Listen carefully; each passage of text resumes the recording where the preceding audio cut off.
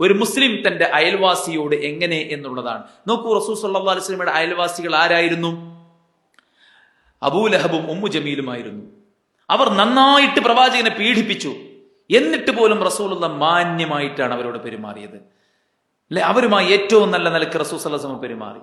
അതുകൊണ്ട് ഒരു മുഅ്മിനായ മനുഷ്യൻ അവന്റെ ഈമാൻ പൂർത്തിയാകുന്നത് എപ്പോഴാണ്? അവന്റെ ഉപദ്രവത്തിൽ നിന്ന് അയൽവാസി നിർഭയത്വമുള്ളവനാകണം. എന്റെ അയൽവാസി താടിക്കുള്ള ആളാണ്, പക്ഷെ നമുക്ക് അത് പേടിയൊന്നുമില്ല, മൂപ്പര് നല്ല മാന്യനാണ്, അല്ലെ, ഏറ്റവും നല്ല പെരുമാറ്റമാണ്, എന്ത് വിശേഷങ്ങൾ ഉണ്ടായാലും എന്ത് നല്ല ഭക്ഷണം ഉണ്ടായാലും ഇവിടെ കൊണ്ടുവന്നരും, അല്ലെ, നമുക്ക് എന്ത് ബുദ്ധിമുട്ടുണ്ടായാലും അയാൾ പറ്റുന്ന കോലത്തിൽ സഹായിക്കും. നമ്മുടെ കാര്യങ്ങൾ, നമ്മുടെ വീട്, നമ്മുടെ കിണർ, നമ്മുടെ മറ്റ് സംഗതികളൊക്കെ ചെയ്തു തരാൻ മൂപ്പര് മുന്നിട്ട് ഇറങ്ങിയിട്ടുണ്ട്. ഇതുവരെ ഞങ്ങള് പറയത്തക്ക തരത്തിലൊരു കലഹമോ വക്കാണമോ ഉണ്ടായിട്ടില്ല. നോക്കൂ, ഒരു ഇഞ്ച് സ്ഥലത്തിന്റെ പേരിൽ എത്ര അയൽവാസി ബന്ധങ്ങളാണ് വിച്ഛേദിക്കപ്പെട്ടത്.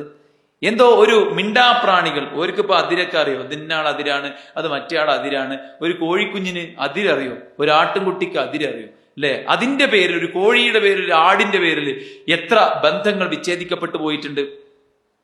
പക്ഷെ നമ്മളൊരു മുസ്ലിം എന്ന നിലക്ക് നമ്മുടെ അയൽപ്പക്കം, അടുത്തതും അകന്നതുമായ അയൽപ്പക്കത്തിൽ നമ്മൾ ഏറ്റവും നല്ലൊരു അയൽവാസിയായിരിക്കണം. ഇന്നയാളെ അയൽവാസിയായി കിട്ടിയെങ്കിലെന്ന് കൊതിക്കുന്നൊരവസ്ഥയിലേക്ക് നമ്മൾ പോകണം. ഒരു ചെറിയ തടസ്സം പോലും അവർക്ക് ഉണ്ടാവരുത്. നമ്മുടെ വീട്ടിൽ നിന്ന് തൂങ്ങിക്കിടക്കുന്ന ഒരു മരക്കൊമ്പ് പോലും അവർക്ക് തടസ്സമുണ്ടാകരുത്. നമുക്കിഷ്ടപ്പെടുന്നതൊക്കെ നമ്മുടെ അയൽവാസിക്കും ഇഷ്ടപ്പെടണം. അവിടെ ഒരു കാറ് വാങ്ങി, അവിടുത്തെ കുട്ടിക്ക് ഫുൾ A+, ഇപ്പൊ കോപ്പടിച്ചപ്പോ ആർക്കും A+ കിട്ടൂലേ എന്നൊക്കെ പറയുന്ന ആൾക്കാരുണ്ടാവും. എന്ത് അസൂയയും പകയും കുയിന്ത് നമ്മൾ മലയാളത്തിൽ പറയാം, അല്ലെ? ഇങ്ങനത്തെ കുയിന്ത് വെച്ച് നടക്കുന്ന ഒരാള് എങ്ങനെയാണ് ഒരു യഥാർത്ഥ മുസ്ലിമായി മാറുന്നത്? നമ്മൾ എന്താ ചെയ്യേണ്ടത്?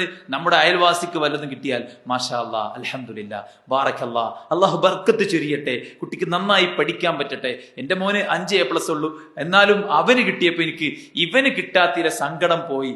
ഇന്ന് ആരെങ്കിലും അങ്ങനെ പറയോ? എനിക്ക് തോന്നുന്നില്ല അങ്ങനെ ആരും പറയുന്നു, അല്ലെ? യഥാർത്ഥത്തിൽ അങ്ങനെ പറയുന്നതിൽ ഒരു മടിയും നമുക്ക് ഉണ്ടാകേണ്ട ആവശ്യമല്ല.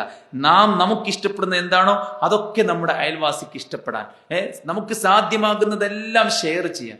പണ്ടൊക്കെ ഈ ഭക്ഷണത്തിന് വിളിക്കുക, ഭക്ഷണം കൊടുക്കുക എന്നൊക്കെ വലിയ കാര്യമായിരുന്നു. ഇപ്പൊ അതൊക്കെ മിസ്സായി പോയി. എല്ലാവർക്കും സാധനം എമ്പാടും അവൈലബിൾ ആയതുകൊണ്ട് കൂടെ ആയിരിക്കണം. എന്നിരുന്നാൽ പോലും സ്വന്തം അയൽവാസികളെ ഊട്ടുക എന്നത് വലിയ പുണ്യമുള്ള കാര്യമാണ്. സാധാരണ മനുഷ്യന്മാർക്ക് പോയിട്ട് ജന്തുക്കൾക്ക് തിന്നാൻ കൊടുക്കുക എന്ന് പറഞ്ഞാൽ വലിയ കാര്യമാണ്. പിന്നെ അത് മനുഷ്യനാവുമ്പോഴോ അതിനേക്കാൾ വലിയ കാര്യം. അത് അയൽവാസിയും തൊട്ടടുത്ത കുടുംബവും മുസ്ലിമും കൂടെ ആകുമ്പോഴോ കൂടുതൽ കൂടുതൽ കൂടുതൽ ഫദ്ൽ വർദ്ധിക്കുകയാണ്. അതുകൊണ്ട് തന്നെ ആരാകട്ടെ, അവന്റെ മതമോ ജാതിയോ ഒന്നും നോക്കാതെ തന്നെ അവരോട് ഇഹ്സാൻ ചെയ്യാൻ അള്ളാഹുവിന്റെ പ്രവാചകൻ സല്ലല്ലാഹു അലൈഹി വസല്ലം